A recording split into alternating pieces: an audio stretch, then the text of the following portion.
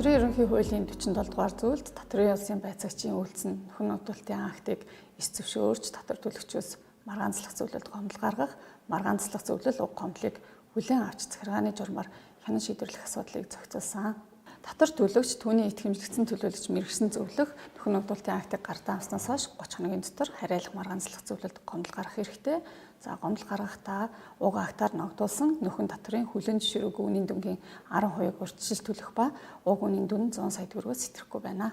Энэхүү урьдчилгаа татврыг төлөхдөө татвар төлөгч нь татврын тайлан илгээдэг e-tax сайт дахь нэхэмжлэгийн жагсаалтаас хяналт шалгалтаар үүссэн нэхэмжлэлээс хүлээн зөвшөөрөөгүй үнийн дүнг сонгож хариалах төсвийн дансанд төлнө.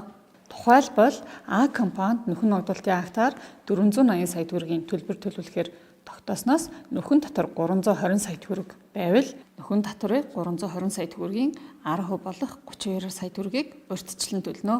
Маргаанцлах зөвлөл татвар төлөгчийн нөхөн ногдуулалтын актад гаргасан гомдлыг хангаж шийдвэрлсэн тохиолдолд урьдчилж төлсөн татврыг буцаагаах бөгөөд татврын ерөнхий хуулийн 49-р зүйл заасан журмын дагуу шийдвэрлэнэ.